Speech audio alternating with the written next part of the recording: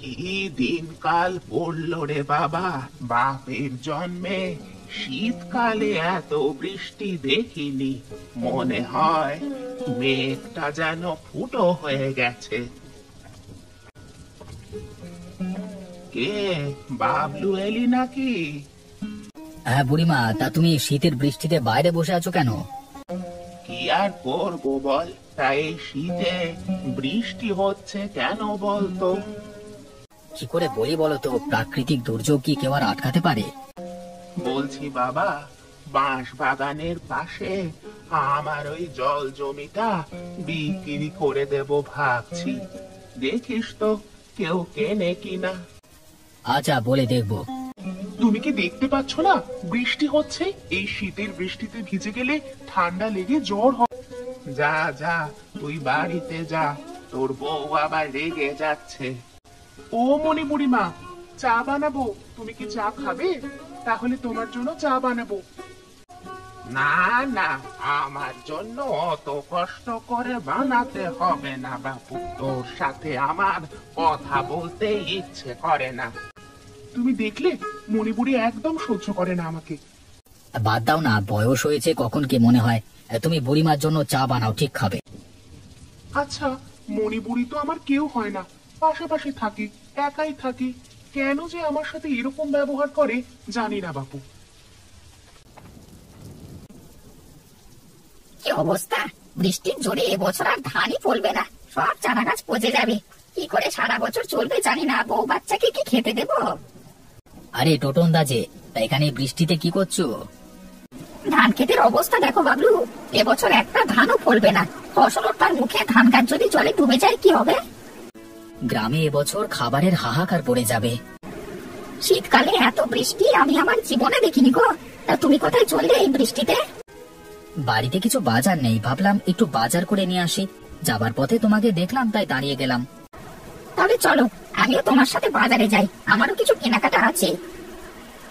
কি ব্যাপার বলো তো টোটনদা, এমনিতে ঠান্ডা, তার উপর বৃষ্টি, তার উপর ঠান্ডা হাওয়া বইছে। কয়েকদিন ধরে যা বৃষ্টি হচ্ছে, এ তো বন্যা হয়ে যাবে। কপালে যা আছে তাই হবে। তাহলে আজকে বিকেলে সবাই আমার বাড়িতে এসো, এই শীতে আর বৃষ্টিতে চায়ের আড্ডা আর তাস খেলা হবে, কি বলো? হ্যাঁ, আমাদের গ্রাম এখন বিপদের মুখে। নদীর পার ভেঙে গেলেই বন্যা, প্রাণ হারাতে পারে অনেকেই, কিন্তু এই বৃষ্টিতে বাঁধ মেরামত করা সম্ভব নয়। আরে মণিপুরি যে কোথায় যাবে জাল নিয়ে? এই বৃষ্টিতে নদীতে একটু জাল টানতে এসেছি। বৃষ্টিতে যদি কিছু নদীর মাছ পাওয়া যায়, তাহলে আলু টমেটো দিয়ে গায়ে গায়ে বসে মাছের ঝাল দিয়ে এই ঠান্ডায় বেশ আরাম করে ভাত খাবো। সত্যি মণিপুরি, তোমার মাছ খাওয়ার শখকে স্যালুট জানাই। বাঁচবে কিভাবে সেটা আগে দেখো। আরে হরেন, এই মনি বুড়ি এত সহজে মরবে না, 100 বছর পূরণ করেই মরবো। ওপরওয়ালা তোমার সেই ইচ্ছে পূরণ করুক, এটাই প্রার্থনা করি। ও মা, সে কি গো, বন্যা হয়ে গেলে থাকবো কোথায়?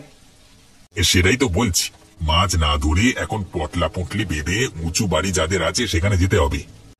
অরেন কাকা, গ্রামের দক্ষিণের নদীর বাঁধ ভেঙে গ্রামের ভেতরে জল ঢোকা শুরু হয়েছে, বন্যা কেউ আটকাতে পারবে না। এই তো দেখো, এখানে বাঁধ ভাঙতে আর বেশি বাকি নেই। চলো চলো, সকলকে খবর দিতে হবে, নিরাপদ জায়গায় চলে যেতে হবে। অরে দিনু, হরেন, আমার কি হবে রে? চিন্তা করো না মণিপুরি, তোমাকে ছেড়ে কোথাও যাব না। মা, আমরা কোথায় যাব? বাইরে তো বৃষ্টি হচ্ছে। গ্রামে বন্যা আসছে, ঘর বাড়ি সব ডুবে যাবে। আমাদের ছোট ঘর, এখানে আর থাকা যাবে না মা। হায় হায়, সকলের ঘর ডুবে যাবে মা।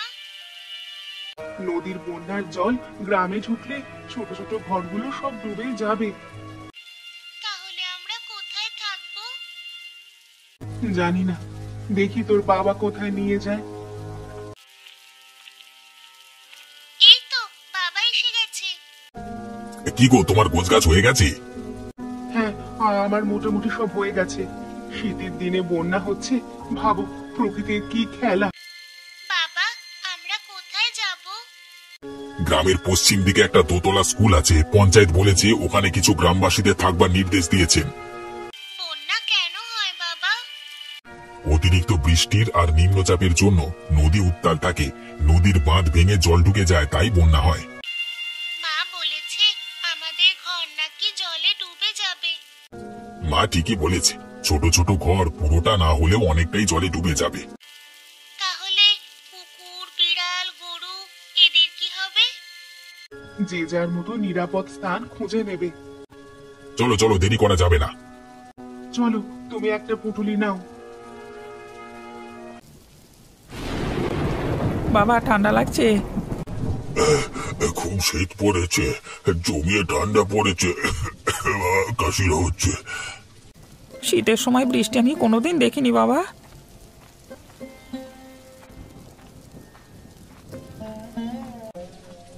আরে কোথায় আর যাবো, গ্রামে দুটো বড় বাড়ি আছে, তারা থাকতে দেবে কি না দেবে সেটা না ভেবে পঞ্চায়েত প্রধান বলল স্কুলে দোতলায় থাকতে। আমাকেও তাই বললো, স্কুলেই যেতে হবে। যেখানেই যাও না কেন খাবার পাবে কি করে? কাকার খাবার নিয়ে চিন্তা। কাকা, এই বন্যায় কি করে বাঁচবো সেটা তো ভাবো, পরে খাবারের কথা হবে। খিদে পেলে চন্দনা বৃষ্টির জল খাবে শুধু। মা, সেখানে রান্না করবে তুমি? কি করে রান্না হবে সেখানে? স্কুলে অনেক লোক আশ্রয় নেবে, খাবার পাওয়া যাবে না। তাহলে খিদে পেলে কি করব? তাহলে তো ওখানে কিছুই খাবার পাওয়া যাবে না, তাই না? প্রধানকে বলো, বন্যার সময় গ্রামের মানুষ খাবে কি? প্রধান তো আমাদের রক্ষাকর্তা।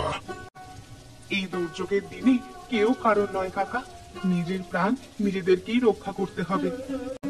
আচ্ছা কাকা, তুমি এর আগে কখনো বন্যা দেখেছো? আমি তখন খুব ছোট, ওই 4 কি 5 বছর হবে। তখন একবার নদীর জল গ্রামে ঢুকে বন্যা হয়েছিল, প্রায় ঘরবাড়ি জলের তলায় তলিয়ে গিয়েছিল। মা, বন্যা কোথায়? এখনো আসছে না তো? বোকা মেয়ে, বন্যা না হলেই মঙ্গল, আর তুই বন্যা দেখতে ইচ্ছে প্রকাশ করছিস?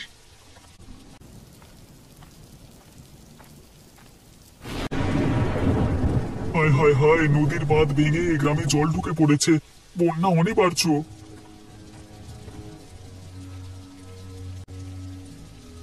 ও মণিপুরি, কি করছো গো?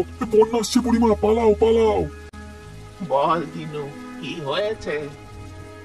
আরে বুড়িমা, বন্যা আসছে, বন্যা তোমাকে সহ তোমার ঘরবাড়ি সব ভাসিয়ে নিয়ে যাবে, অন্য কোথাও চলে যাও। সব বাজে কথা। বন্যা হয়েছিল অনেক বছর আগে, তোদের তখন জন্মই হয়নি। এই সামান্য বৃষ্টিতে বাঁধ যদি ভেঙে যায়, গ্রামে একটু না হয় জল ঢুকবে, তাতে এত ভয়ের কি আছে? ঠিক আছে, তুমি তোমার ঘরে থাকো, আমি যাই, বউ বাচ্চাকে বাঁচাতে হবে, ওদের স্কুল ঘরে তুলতে হবে।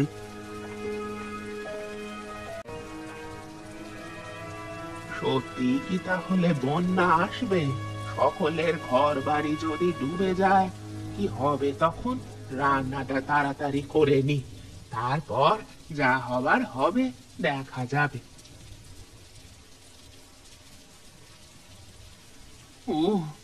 যা ঠান্ডা পড়েছে, তার উপর বৃষ্টির বিরাম নেই। সবাই বলছে বন্যা হবে। হোক তো, আমার কি? আমি একা মানুষ, বন্যার জলে ভেসে ভেসে চলে যাব।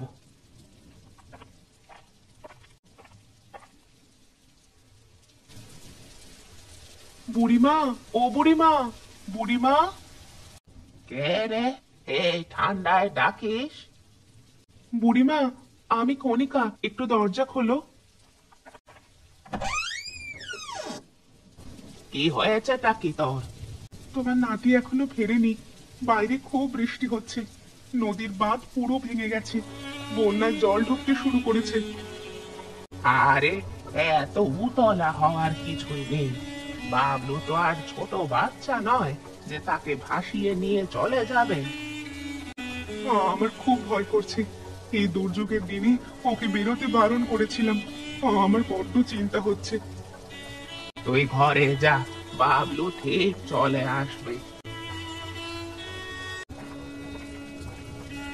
বুড়িমা, বুড়িমা বাইরে এসো, বন্যার জল বেয়ে আসছে, তোমার বাইরে অনেকটাই জল জমে গেছে।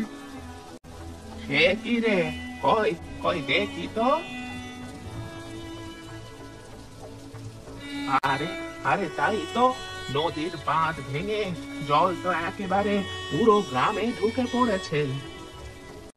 আমার খুব ভয় করছে বুড়িমা, লোকটা এখনো এলো না। আরে এত চিন্তা করিস না, বাবলু ঠিক চলে আসবে। আরে ওই দেখ, বলতে বলতে চলে এসেছে। কোথায় ছিলে এতক্ষণ? ভীষণ চিন্তায় ছিলাম আমি। বুড়িমা, তুমি তোমার জিনিসপত্র নিয়ে আমার বাড়িতে চলে এসো, তাড়াতাড়ি এসো। হ্যাঁ বুড়িমা, চলে এসো, আমাদের বাড়ির দোতলাতে চলে যাব, তাও একটু উঁচুতে আছে। হ্যাঁ, তাই তোমার বাড়িতেই আশ্রয় নিই চলো, আর উপায় নেই। কি অবস্থা, কত জল জমে গেছে। কিরে টোটন, কি করছিস সেখানে ঠান্ডায় দাঁড়িয়ে দাঁড়িয়ে? অরেন্দা দেখো, পরপর কত বন্যার জল বাড়ছে।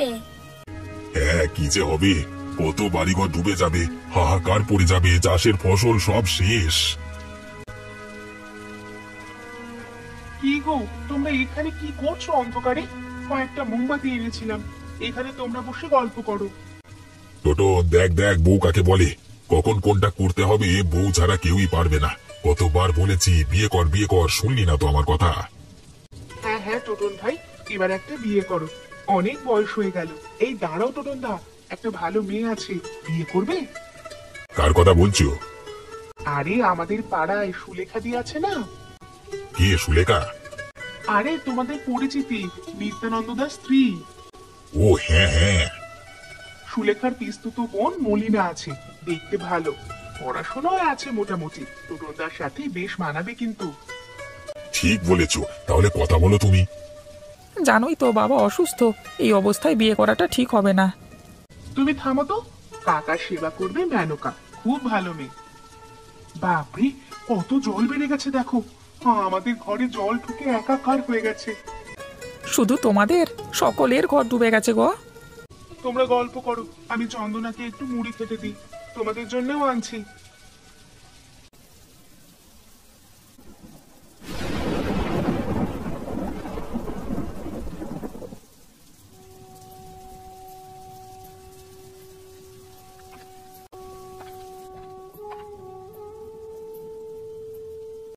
আমার বাড়িটা পুরো জলের তলায়, সব জিনিসপত্র একেবারে জলে ডুবে গেছে রে কণিকা, মনটা ভালো নেই।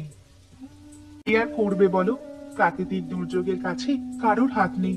অত কিছু না ভেবে রাত্রে রুটি বানাবো, খেয়ে সারা রাত বন্যা দেখো, লেপ কম্বল গায়ে দিয়ে।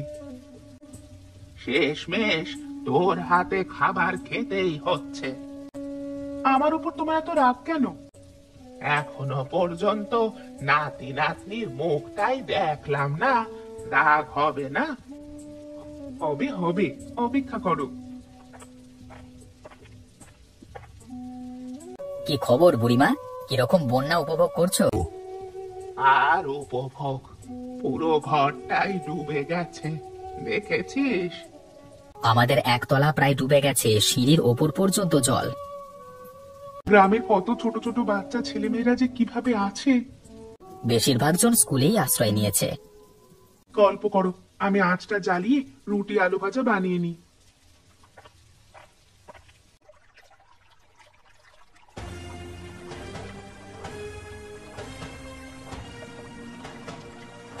আরে আরে, তুমি এভাবে দৌড়চ্ছ কেন? কে একটা বাচ্চা বন্যার জলে ভেসে ভেসে আসছে, তাকে বাঁচাতে হবে। কি বলছো তুমি?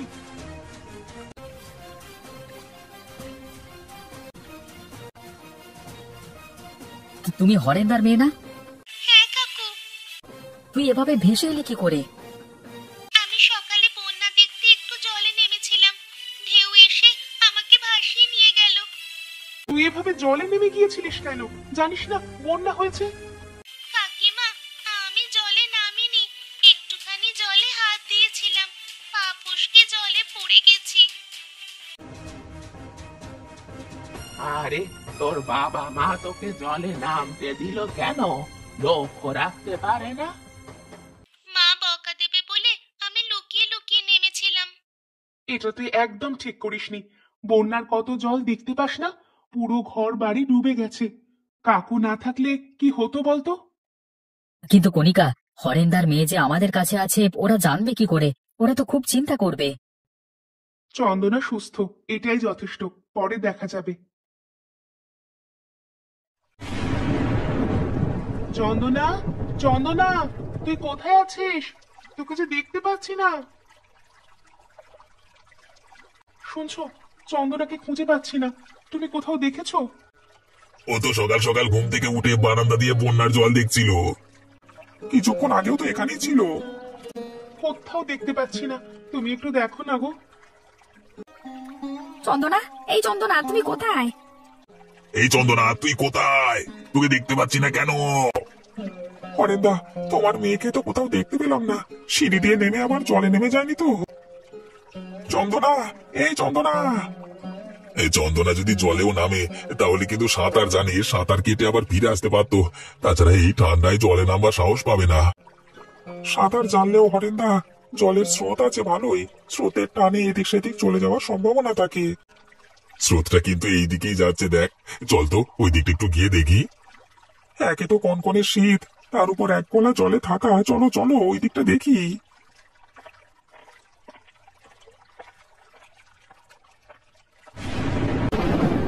উফ, কি ঠান্ডা! ঠান্ডায় জমে গেলাম। স্কুলে নিশ্চয়ই এতক্ষণে হরেন্দার মেয়েকে খুঁজে না পেয়ে হই হই পড়ে গেছে। আমাদের বাড়িতে আছে এটা না জানালে হরেন্দার বৌদি তাদের মেয়েকে দেখতে না পেয়ে পাগল হয়ে যাবে। চন্দনা, এই চন্দনা। এই চন্দনা, কোথায় তুই? চন্দনা! হরেন্দার মতো গলা বলে মনে হচ্ছে। একটু এগিয়ে দেখি তো ব্যাপারটা কি।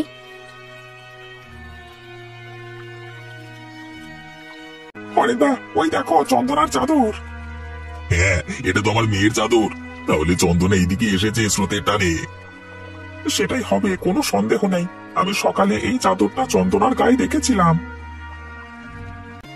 কি ব্যাপার, তোমরা এক গলা বন্যার এই ঠান্ডা জলে কোথায় যাবে? আরে বাবলু, সকাল থেকে আমার মেয়ে চন্দনাকে খুঁজে পাচ্ছি না। এই দেখ, এখানেও চাদরটা পাওয়া গেছে। এত ঠান্ডায় একটা ছোট মেয়ে কখনো জলে নামতে পারে? আমরা সকাল থেকে পুরো স্কুলে খুঁজেছি, কোথাও পাইনি। সেই জন্যই তো আমরা জলে নেমে খুঁজতে বেরিয়েছি। হরেন্দা, এইভাবে দায়িত্ব জ্ঞানহীন কাজ করবে না। যে কোনো দিন বিপদ ঘটতে পারে। আজকে চন্দনা সাঁতার জানতো বলে স্রোতে ভেসে ভেসে চলে আসতে পেরেছে। যে কোনো সময় বিপদ ঘটে যেতে পারে। চন্দনাকে আমি আমার ঘরের উপর থেকে জানালা দিয়ে দেখতে পাই ও জলে ভেসে ভেসে আসছে। কোনো রকমে ওকে জল থেকে তুলে আমার বাড়িতে রেখেছি। বাবলু, তোকে যে আমি কি বলে ধন্যবাদ দেবো বুঝতে পারছি না। আমার অনেক বড় ভুল হয়ে গেছে, অনেক শিক্ষা পেয়েছি। তুমি আমার মেয়ের জীবন বাঁচিয়েছো। সৃষ্টিকর্তা তোমার অনেক মঙ্গল করুক, অনেক ভালো করুক।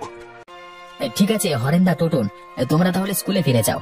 কষ্ট করে আমি বাড়ি ফিরে যাই। বন্যার জল কমলে তোমার মেয়েকে নিয়ে যেও। ততক্ষণ তোমার মেয়ে আমার বাড়িতে সুস্থ থাকবে, চিন্তা করো না।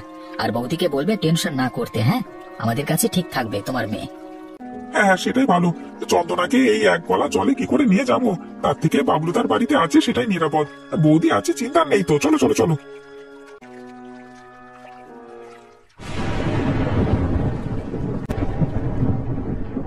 কি করছিস? বুড়িমা, আমি বন্যার জল দেখছি। কত ঘরবাড়ি ডুবে গেছে, কত কিছু ভেসে গেছে, সব নষ্ট হয়ে গেছে। বন্যা হলে তো এরকমই হয়, কি আর করা যাবে? কি ব্যাপার, তোমাদের কি কারোর খিদে পাচ্ছে না? চলো সবাই খেয়ে নেবে, চলো। কাকিমা, আমার খিদে পাচ্ছে না। আমার খুব মায়ের কথা মনে পড়ছে। বন্যার জল না কমলে কি করে বাড়ি যাবি? জানো কাকু, আমার সব বইপত্র, খাতা আর আমি কিছু ছবি এঁকেছিলাম, সব বোধহয় জলে ভেসে গেছে। কি আর করবি বল, আবার নতুন করে সব করতে হবে। খেয়ে নিবি চল, না হলে শরীর খারাপ করবে। ভীষণ শীত পড়েছে। বুড়িমা চলো, তোমরা সবাই খেয়ে নেবে। আলু সেদ্ধ ডাল করেছি। বুদ্ধি করে কয়লার উনুন, চাল ডাল ওপরে তুলে নিয়েছিলাম, না হলে কেউ খেতেই পেতাম না। মন খারাপ করো না। বন্যার জল কমে গেলে আবার সবাই বাড়ি ফিরবে। তখন তুমি তোমার বাবা মার কাছে চলে যাবে, তাই না?